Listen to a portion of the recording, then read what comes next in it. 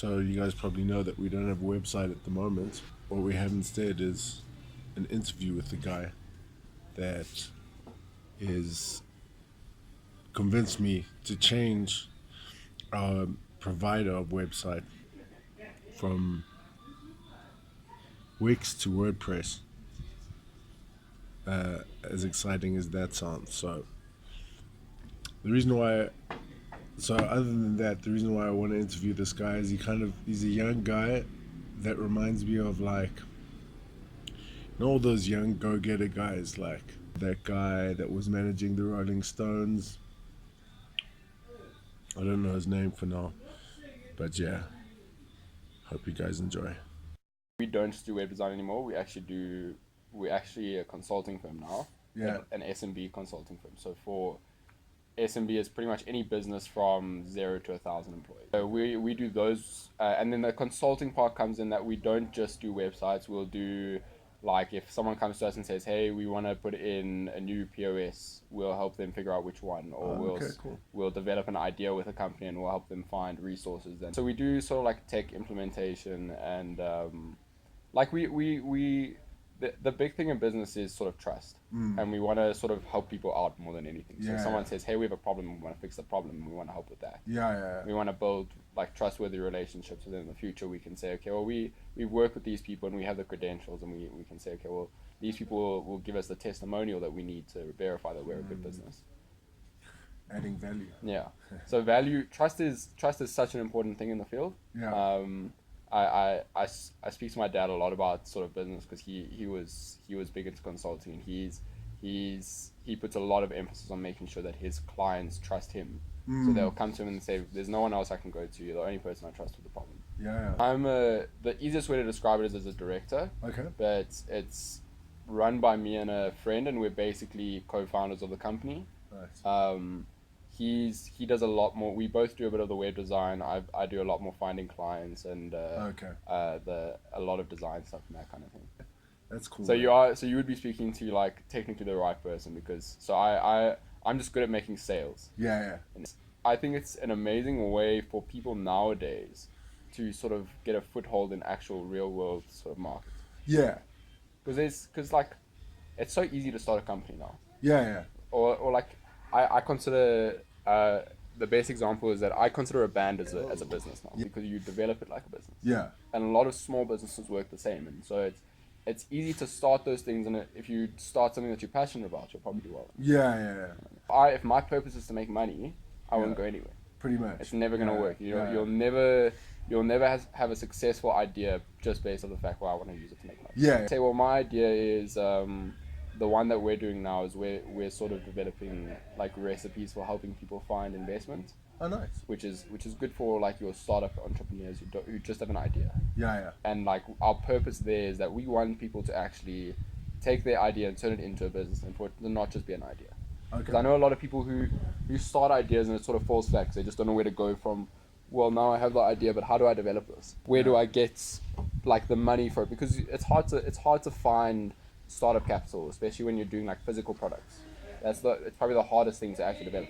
So our new sort of passion that I'm moving us towards is that if someone comes to us and says, okay, well, this is our idea, we'll say, okay, well, let's help you document it. Let's help you get everything down, help you develop a financial report. So we work with a financial advisory firm who helps us with some financial stuff, and we give you everything that you need to go to another company and say, hey, here's our idea, do you want to invest?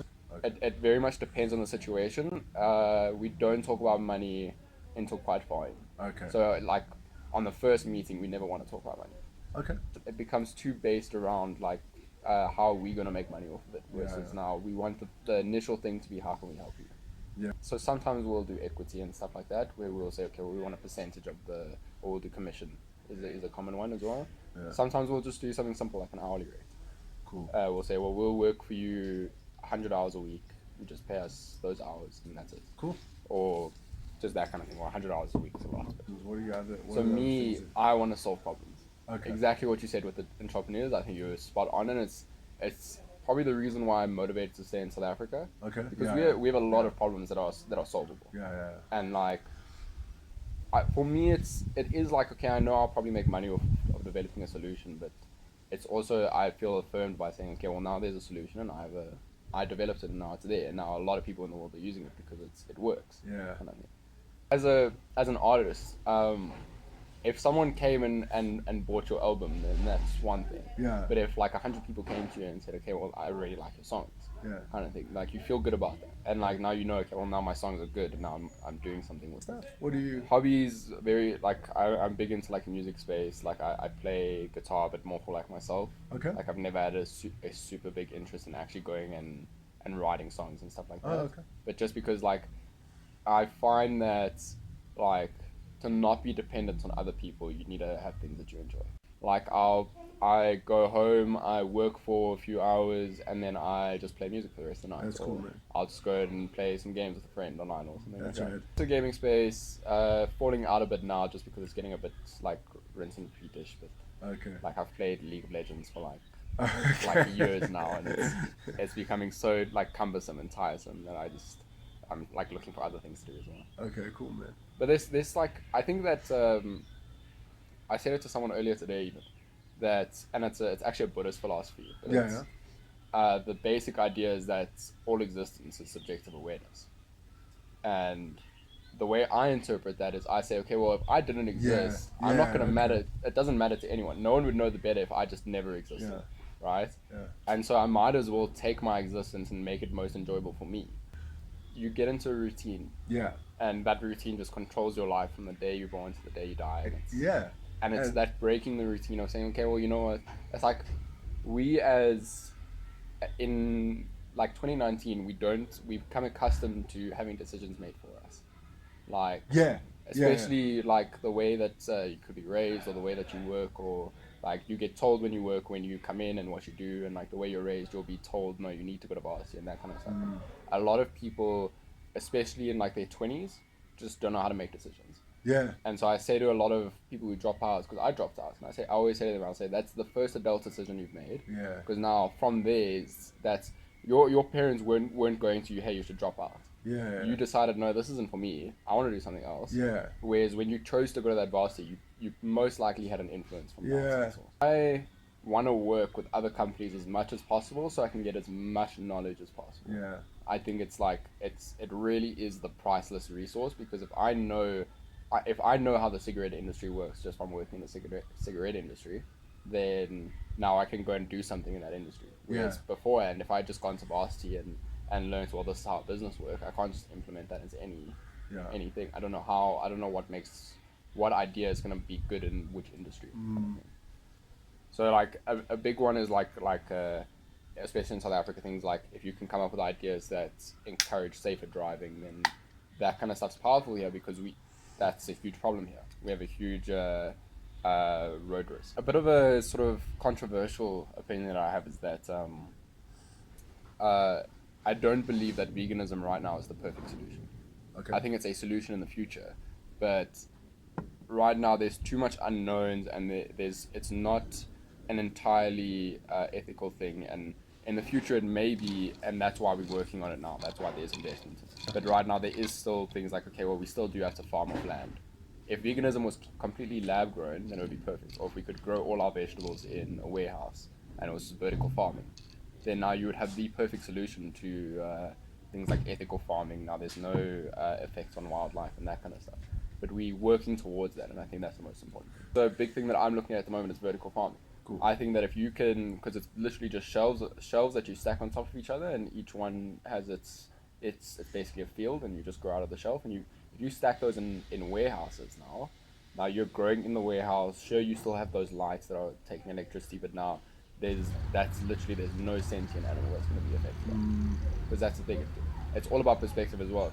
If I choose to say, okay, well, by only eating plants, I'm not having a toll on the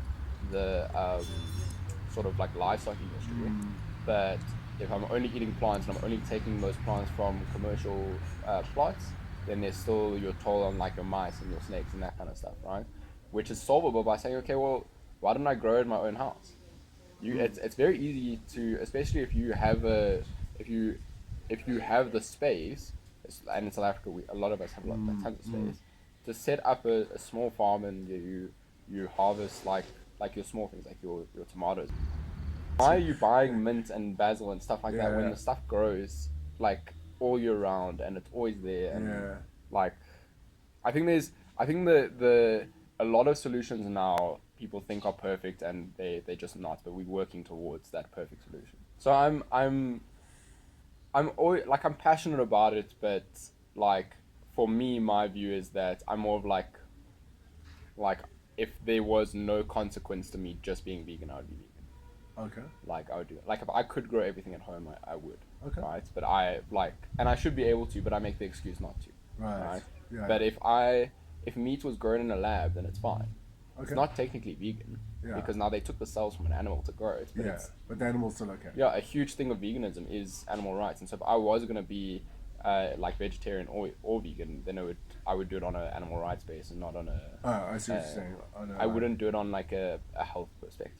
You like- Causes that the main thing is sort of I want to help sort of students get off the ground Okay. with their ideas. Okay. I know a lot of people have, especially when I was at BITS, the amount of students at BITS that have these amazing ideas, but none of them ever pursue it because they sucked into their studies and they don't know what to do and they don't know what their next step is and that kind of stuff is. I think that's the real shame because if every single student at BITS came up with a solution to a problem, right, their own problem of their choosing, then we would have so many more ideas in the world that now other people can either adopt or they can pursue or that kind of stuff. And it's a shame just because of people are scared to do it themselves. They think that they think that you have to be the right person to be an entrepreneur. Yeah. When I disagree with that because I think it just depends on if you people who say that are generally the people who are trying to be an entrepreneur in a field they're not passionate about. The putting the work into it is always the hardest part for people. Excuse me. Yeah. Because it's hard to imagine yourself, especially when you're young, of saying, okay, well, I'm just not going to go out. I'm just going to work every single day. Yeah. Right. Totes. So say, like, if you went to a student's at sort of like Tux and you said, okay, well, and they told you they had this idea and they think they'll make a ton of money, but they're just not going anywhere, and you can ask them, okay, well, what are you doing on the weekend? And odds are they're going to say, well, I'm going to Hatfield. Yeah. Right. And I'm spending every Friday night getting drunk with my mates. Yeah. Right. And sure, you're allowed to do that as a student. Yeah. There's That's a time in no your one life, saying you yeah, can't. yeah. But if you want to put everything into your idea, then you have to sort of it's one or the other. You shouldn't hate your job. Most definitely. A lot of people work jobs because they just need the money, and I think that's just a shit way about how sort of the current world Yeah. works. But if Yeah. the perfect scenario would be if you could work a job that you enjoy. The reason why AI is important is for back office stuff. Things like I shouldn't have to spend any time at all sending quotes out to people. Yeah. It should just be done automatically. Yeah. Right? And it's all these processes that should just be automated so that I can work more on the main idea. Yeah. And push that idea because that's not what the AI is used for. Yeah. And what you said about making sure everyone knew there was food and shelter. I think that everyone should have a certain amount of access to water and a certain amount of access to electricity and food and shelter. Yeah. But the key word there is actually everyone. Yeah. Because it can't just be one country. Because in the Absolutely. US, everyone has access to healthcare. Yeah. But now in Africa, half people, pretty much no one has healthcare, but also no one has food. Yeah. Right? Because it's that kind of thing. And so I think to say a lot of people think that it's like water is now a human right. It's Yeah. a human right for you to have a certain amount of access to water. And the problem with just saying that is now people say, okay, well, congratulations, we got it to a human right, and now we know it's what people deserve, but now no one wants to go and put that water infrastructure into countries that don't have any infrastructure at all. Yeah. And that's the killer point. I think the better way to describe it would say we can only call water a human right once everyone has access to it. Then it's actually a human. So we reward ourselves too quickly for half jobs. Yeah. We're such good people because of what Yeah. we think. Where it's like there's so many like you can't say that like world hunger is still such a huge problem in 2019 when there's so much commercial farming and stuff, and we could it's that whole thing of how Jeff Bezos. Yeah. He in his divorce I think he lost $35 billion, right? That's more than it would take to completely end world hunger. It's that kind of thing. It's all the money is held by the same people. Is that it's not even just him, because now I can say to his wife, what are you going to do with $35 billion? Yeah. You know how hard it is to spend like $10 million. Yeah. The change that's Yeah. going on right now, which is good, and I think like with sort of especially after the whole the burning of Notre Dame, Yeah. after that there was a lot more move towards like environmental awareness. Surprisingly, because it wasn't an environmental thing, Yeah. and now that movement of now people with all this money putting their money into long-term stuff and not just short-term stuff is Yeah. quite an important thing. Yeah. Cool, man. I think that's us.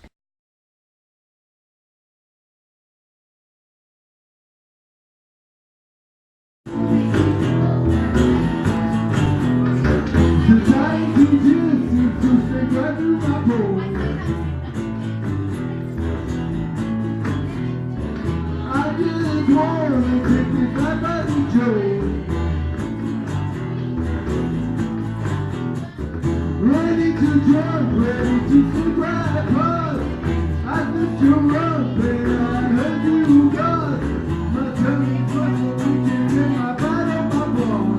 My tummy truck, so we can get my bottom, my bra. Because I fall down, yeah, till I fall like that duck. I'm on a milk, like a watching it set. Baby, baby, baby, time up to that, I said,